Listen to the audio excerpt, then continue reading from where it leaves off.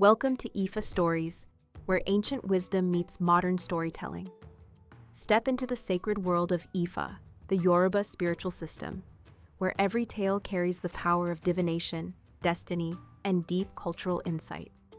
Join us as we unravel the mysteries of the Orishas, the divine forces guiding our paths, Òrúnmìlà, the Iron Moles, and many more.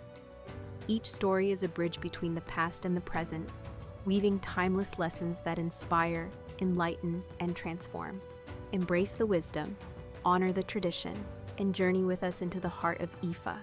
Subscribe now and let the stories guide you. OGÚNDÁ MÉJÌ, Journey to the Earth. OGÚNDÁ MÉJÌ was one of the most powerful diviners both in heaven and on earth. He is credited with having combined the strength of Ògún and the intelligence of Òrúnmìlà in his work. It was he who revealed the story of the second attempt made by the divinities to populate the earth. Barabodi, one of Òrúnmìlà's disciples, would later reveal the details of the first attempt to populate the earth and how it was carried out. Ògún, the divinity of iron and the oldest of the divinities created by God, was also known physically as the strongest of all 200 divinities. He is frequently referred to as the Pathfinder, because he led the second reconnaissance mission from heaven to earth. OGÚNDÁ MÉJÌ tells us that it was because of Ògún's physical attributes that God appointed him to pave the way for the second settlement on earth. He is known for being selfish and arrogant, and not inclined to seek advice from others. He relies almost entirely on his manufacturing skills and physical strength. This explains why he never bothered to go to diviners or consult anyone else when he was appointed by God to undertake the task of establishing a dwelling on earth. As soon as he received the order to depart from God, he set out almost immediately. God gave him 400 men and women to accompany him on the mission. When he arrived on earth, he immediately realized the consequences of not having made adequate preparations before departing from heaven. His mortal followers soon grew hungry and demanded food. Since they had not brought any kind of food to earth, he could only advise them to cut sticks from the surrounding forest and eat them.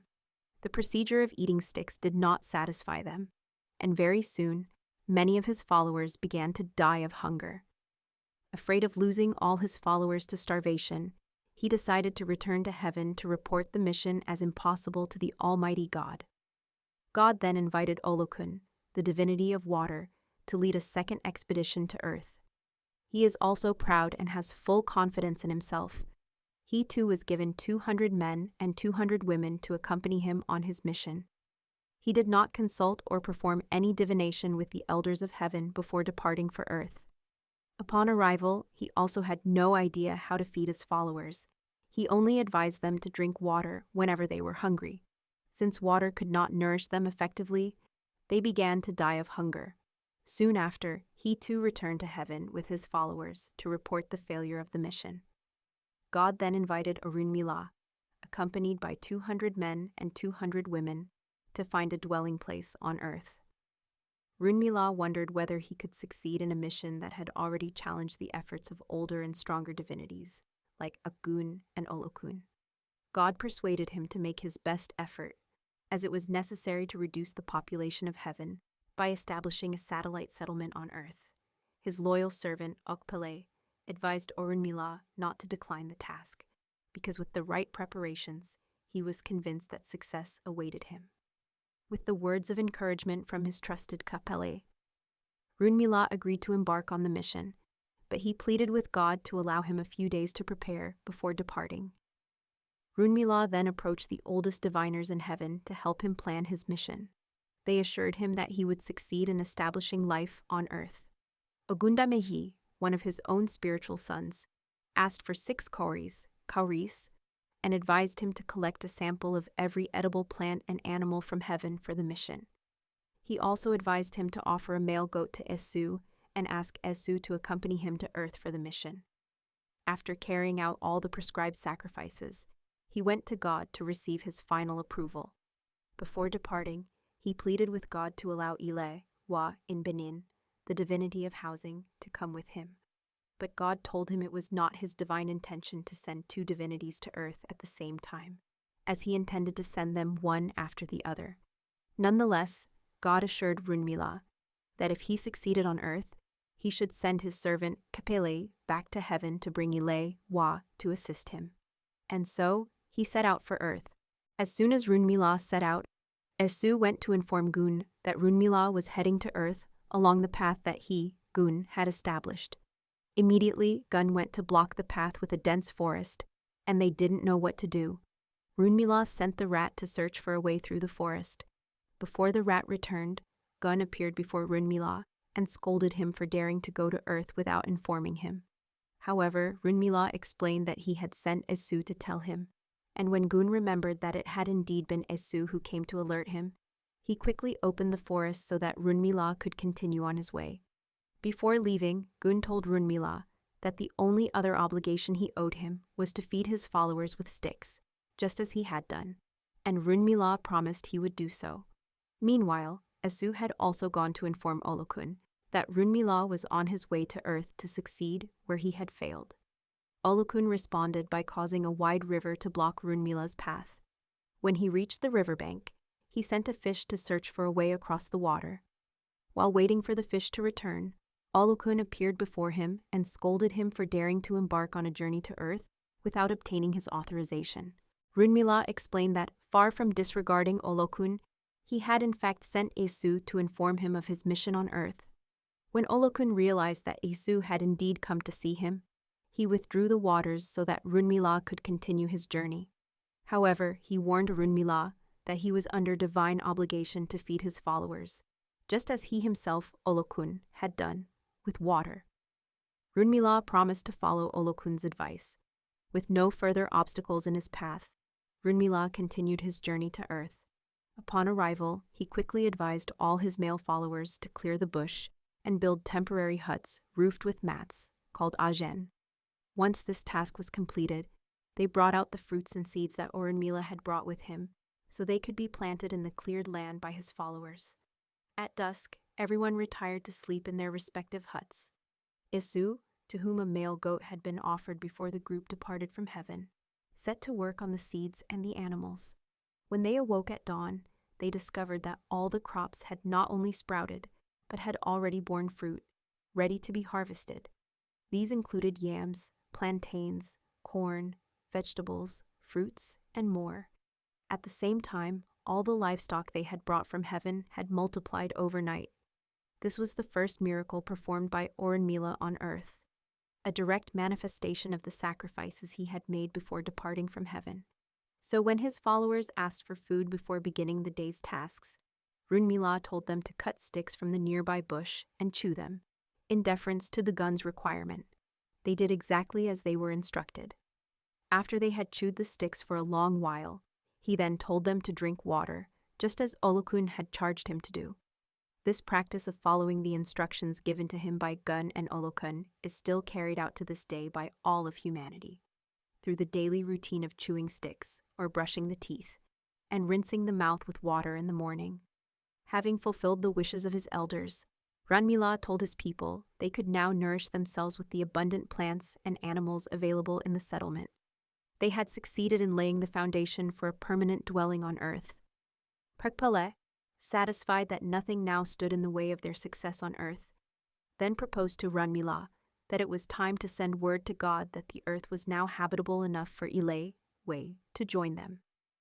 Òrúnmìlà agreed, but said that first he must invite Ògún to come to Earth before requesting Ilé's arrival.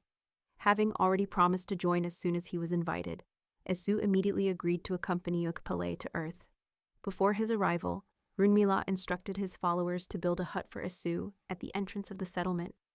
As soon as Ògún settled into his new dwelling, Òrúnmìlà sent him a male goat.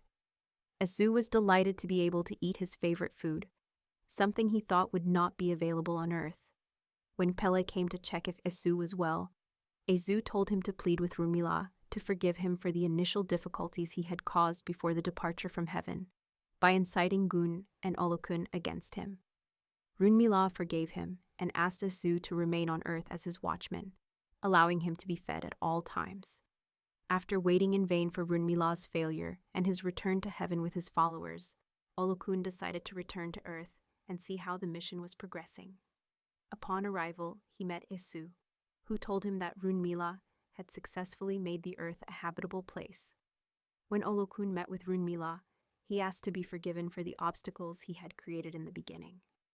Òrúnmìlà replied that there was nothing to forgive, as success holds no pleasure unless it is achieved after overcoming initial difficulties. He went further and invited Olókun to stay and live with him on earth. Olókun agreed, but said he would first need to return to heaven to ask the Almighty Father for permission to return to earth with his followers. Olókun returned to heaven, and God granted the permission he requested.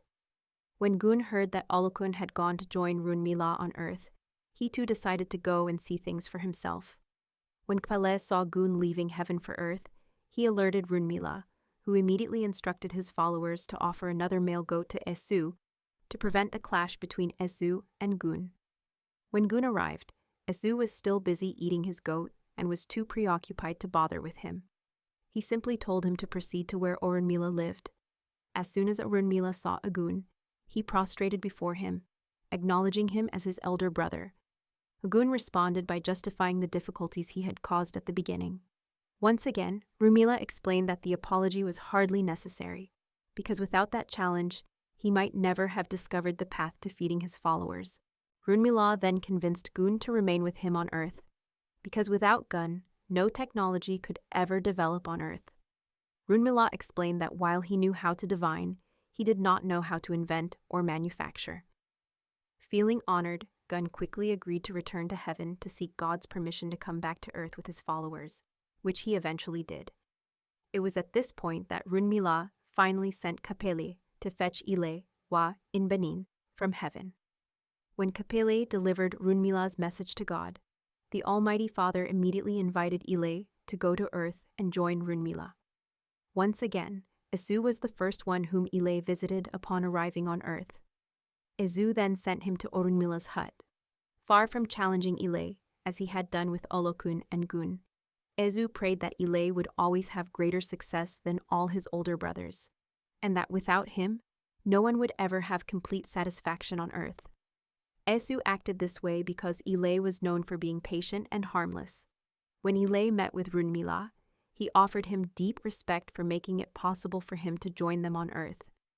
Òrúnmìlà responded, proclaiming with his instrument of authority, as, that, any respect offered to him must always be extended to Ilé wa, also known as Lé, that Olókun would forever reside in the water because of the river he had used to block Òrúnmìlà's arrival to earth, but he would become the distributor of wealth and prosperity to humankind.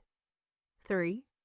Ògún would always be used to accomplish great achievements, but he himself would forever work tirelessly, day and night, without ever enjoying peace of mind. Then, Òrúnmìlà told the three to depart and follow their respective paths. They left Òrúnmìlà's dwelling. They had scarcely walked away from his hut when suddenly Ilé fell dead. As soon as he collapsed, his body vanished from sight, and in its place appeared a constellation of buildings, corridors, and homes on the earth. In this way, Ilé had transformed into respectable dwellings for all current and future inhabitants of the earth. Immediately, Òrúnmìlà left his mat-roofed hut and moved into the finest palatial residence provided for him by Ilé. Ògún was upset and refused to live in any of Ilé's homes.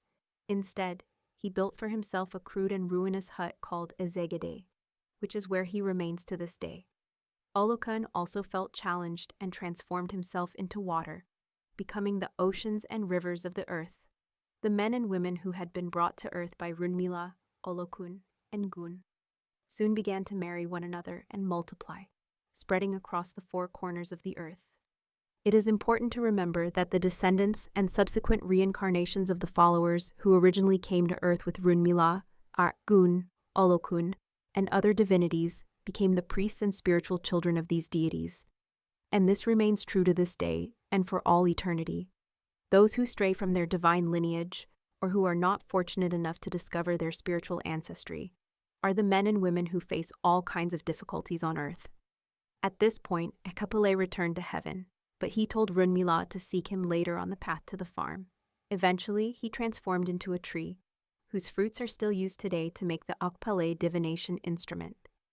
He instructed Òrúnmìlà on how to use the seeds that he would produce for the sacred practice of divination.